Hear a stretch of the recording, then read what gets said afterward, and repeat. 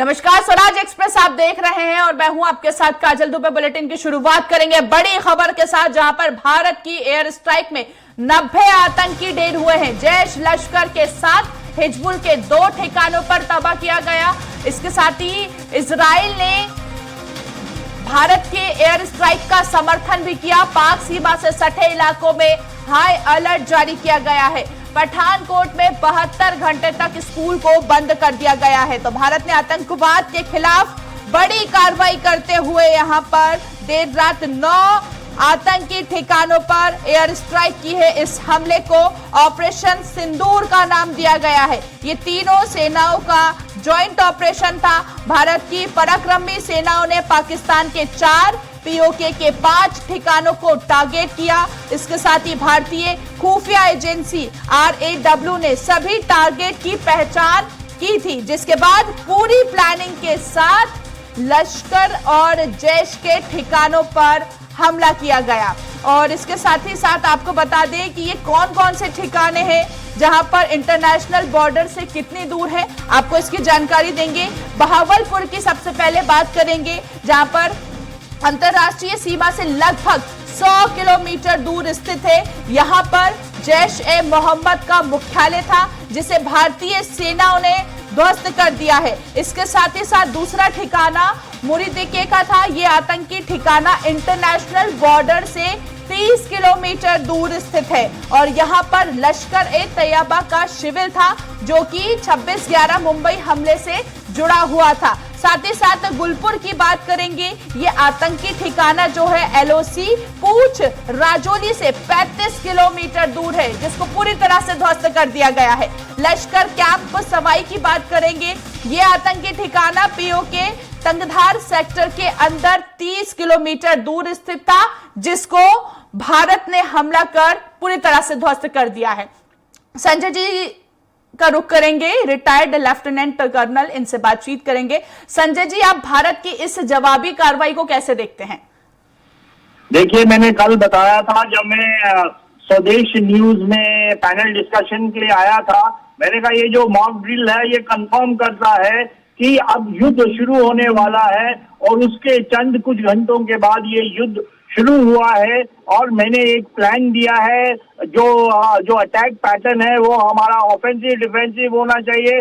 हमको पाकिस्तान के अंदर नहीं जाना है, हमको स्टैंड ऑफ दूर रह के हमको अपनी मिसाइल्स और एयरक्राफ्ट की जो मिसाइल्स हैं उसके जरिए हमको ये पाकिस्तान के ऊपर अटैक करना चाहिए। और ये जो पाकिस्तान का टेररिस्ट कैंप के ऊपर ये अटैक हुआ है, ये उसी पैटर्न में हुआ है। और मतलब कि इससे पाकिस्तान ध्वस्त हो जाएगा और उनकी जो फौज का है वो पूरा मोरल डाउन हो जाएगा और शायद पाकिस्तान आर्मी में रिवोल्ट भी हो जाए। और अभी तो ये ट्रेलर है, पिक्चर तो अभी आना बाकी है। हाँ, बोलिए। बिल्कुल संजय जी, अगर अभी जैसा कि आप कह रहे हैं कि पाकिस्तान, लेकिन भारत ने यह भी कहा है कि पाकिस्तानी सैन्य ठिकाने को निशाना नहीं बनाया गया है। जो आर्मी का यह भी कहना है कि जो पाकिस्तानी सैन्य ठिकाने थे उनको निशाना नहीं बनाया गया है, जो आतंकी ठिकाने थे उनको निशाना बनाया गया है।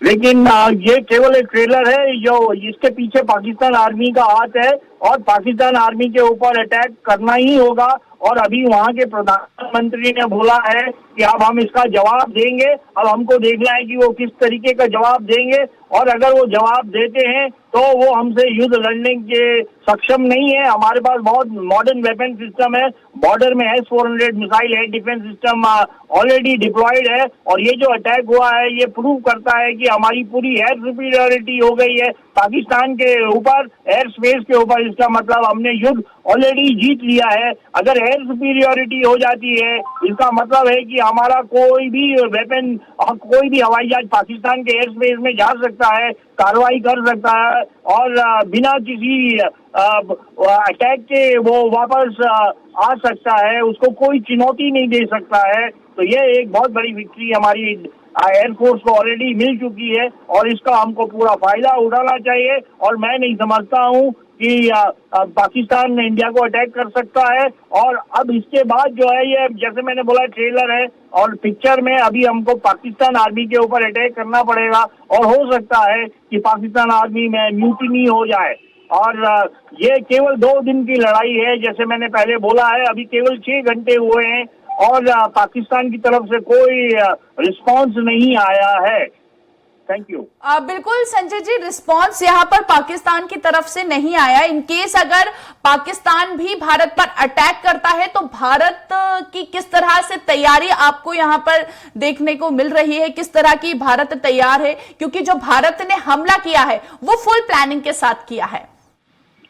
देखिए, अगर पाकिस्तान अटैक करता है तो हम उनका कम्युनिकेशन हमने ऑलरेडी जैम कर दिया है और उससे उनका जो अटैक जो है वो काफी कमजोर हो गया। उसके बाद हमने S-4 air defence system, S-400 Russia का एयर डिफेंस सिस्टम लगा रखा है जो 400 किलोमीटर दूर तक पाकिस्तानी हवाई जहाज को मार गिरा सकता है। और अगर पाकिस्तान की एयरफोर्स अंदर आती है तो हमारे जो फाइटर एयरक्राफ्ट है जैसे रफाल हो गए, सुखोई 30 MK-1 हो गए हैं और MiG-29 हो गए हैं, ये सब जो एयरक्राफ्ट है पाकिस्तानी एयरक्राफ्ट को एयर कॉम्बैट में डिस्ट्रॉय कर देंगे। और उनके जो मिसाइल्स हैं उनको हमारी S-400 air defence missile system है, इसके बाद भी हमारे पास और भी एयर डिफेंस मिसाइल सिस्टम्स हैं जो इन मिसाइल्स को काउंटर कर सकती हैं। तो देश को कोई खतरा नहीं है। इस लड़ाई को हमको एस्केलेट करना चाहिए, इस लड़ाई को हमको और बढ़ाना चाहिए और हमको नेवी को भी पाकिस्तान के टारगेट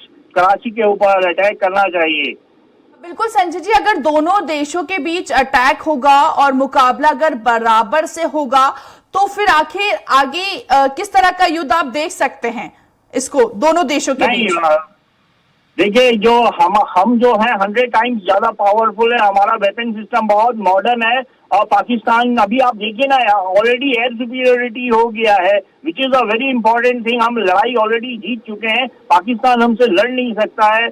और पाकिस्तान केवल 3 दिन उनके पास एम्यूनिशन है, 3 दिन का, हमारे पास 40 दिन का एम्यूनिशन है और हमारे पास बहुत सारे मॉडर्न वेपन सिस्टम्स हैं, हमारे पास न्यूक्लियर सबमरीन है, हमारे पास एयरक्राफ्ट कैरियर्स है। ये सब चीज पाकिस्तान की जो डिफेंस फोर्सेस है उनके पास नहीं है, तो ये बहुत बड़ा एडवांटेज है। और बराबरी की लड़ाई तो कभी हो नहीं सकती है क्योंकि हम 100 टाइम ज्यादा पाकिस्तान से पावरफुल है और उनके पास जो उनके एयरक्राफ्ट हैं वो अनसर्विसेबल हैं, पुराने हो गए हैं और उनके जो टैंक्स हैं वो काला धुआं फेंक रहे हैं, उनकी सर्विसिबिलिटी बहुत पुअर है बिकॉज पाकिस्तान एक पुअर कंट्री है। तो हमारे और अमेरिका और इजराइल भी हमारे साथ है, इससे अच्छा मौका नहीं होगा कि हम पाकिस्तान की आर्मी को पूरी तरीके से ध्वस्त करें। लड़ाई युद्ध तो अभी शुरू हुई है, ये केवल ट्रेलर है, पिक्चर अभी आना बाकी है। Thank you. बाकी है और जाहिर सी बात है कि भारत जो है वो काफी पावरफुल है। अगर हम इस हमले की बात करें संजय जी तो अब तक का सबसे बड़ा हमला है। हमने देखा था कि 1971 में जो युद्ध हुआ था उसके बाद पहली बार तीनों सेनाओं का यहां पर ज्वाइंट ऑपरेशन देखने को मिला और इतना बड़ा हमला देखने को मिलेगा किसी ने नहीं सोचा था।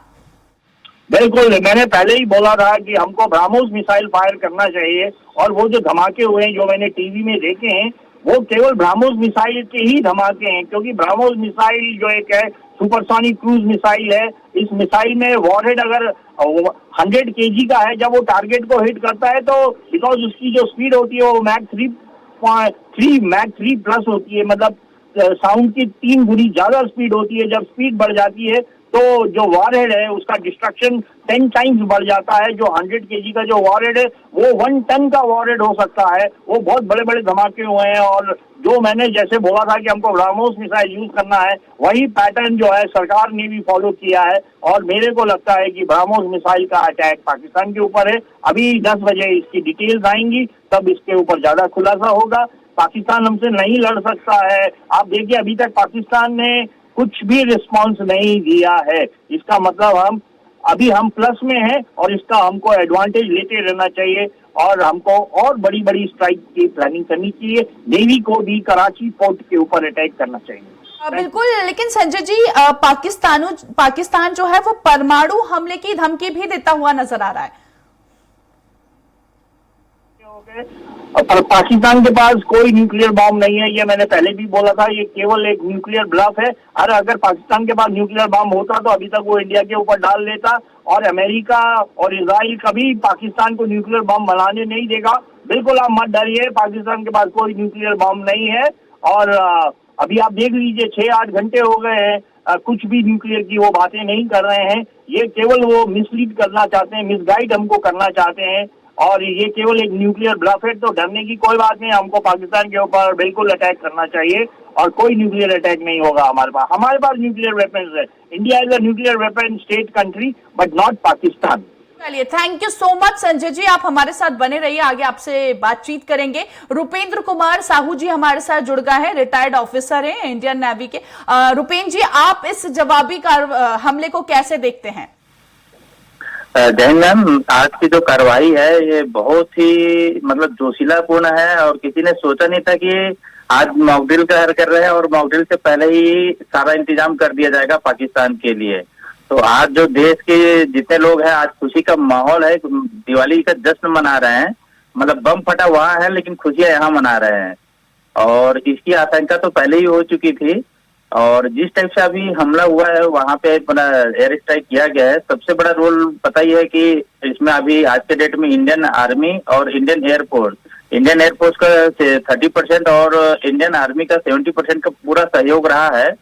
और जो आज मिसाइल अटैक हुआ है, ये उनकी मतलब जो बोलते हैं ना सिरा चीर दिया है पाकिस्तान का, यही हुआ है।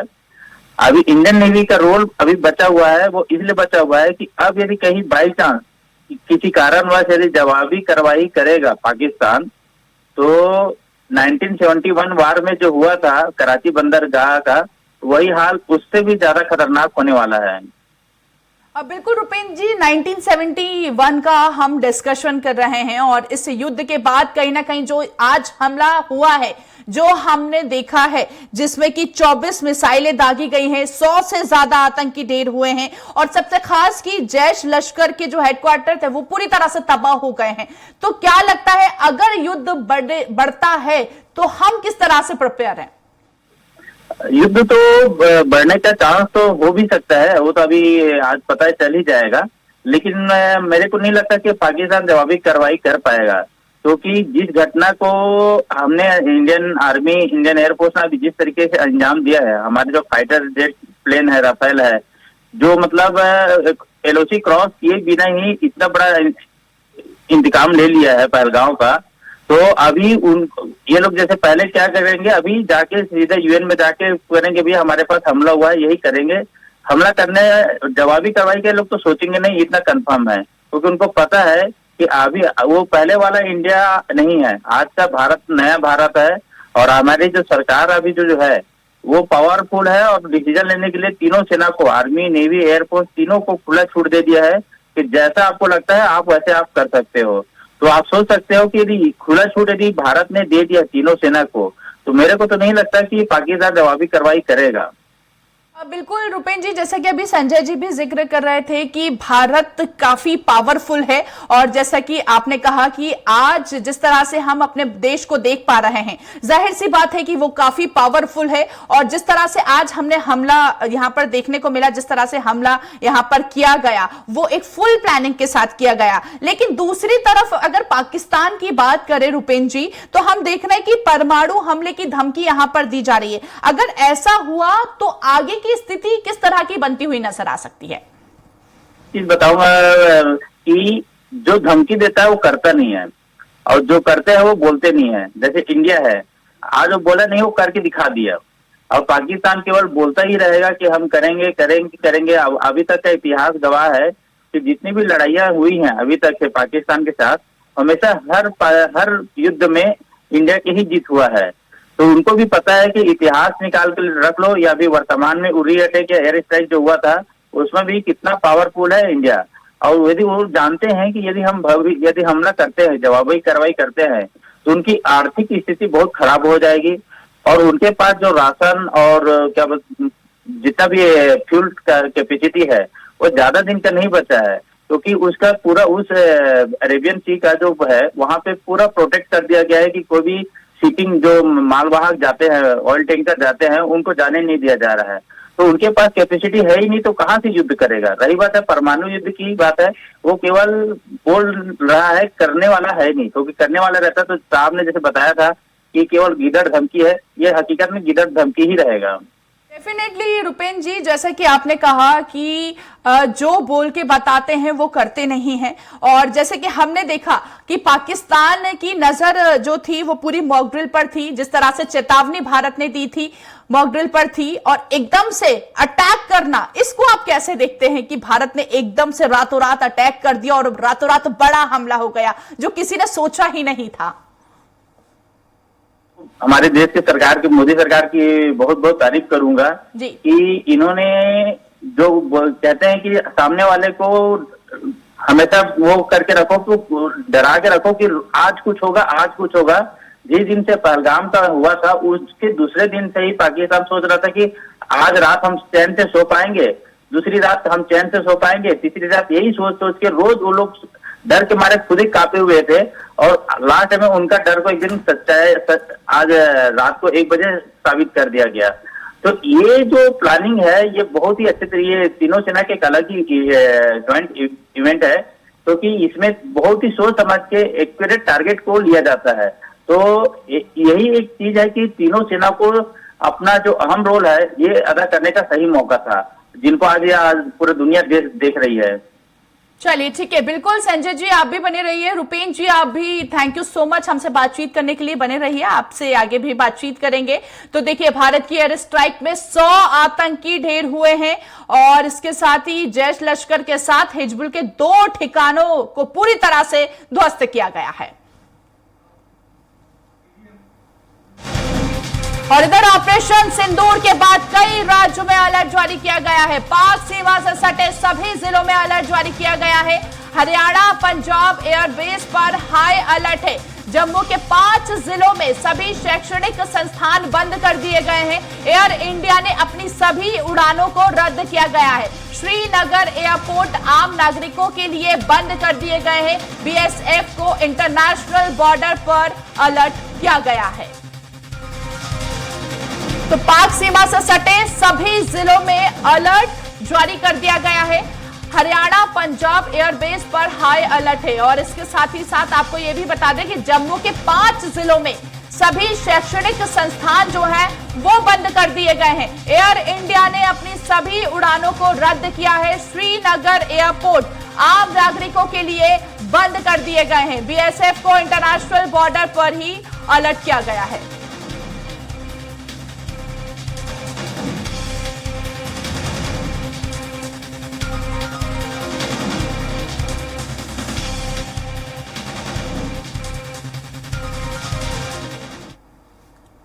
चलिए ज्यादा बातचीत करेंगे, लगातार संजय जी भी हमारे साथ जुड़े हुए हैं, रुपेंद्र जी भी जुड़े हुए हैं। संजय जी अगर हम बात करें हरियाणा पंजाब की, तो हरियाणा पंजाब एयरबेस पर हाई अलर्ट जारी किया गया है। पंजाब की बात करें तो 62% कहीं ना कहीं इसका हिस्सा पाकिस्तान में आता है, और अब यहां पर अलर्ट जारी कर दिया गया है। फिलहाल किस तरह के हालात पंजाब में देखने को मिल सकते हैं?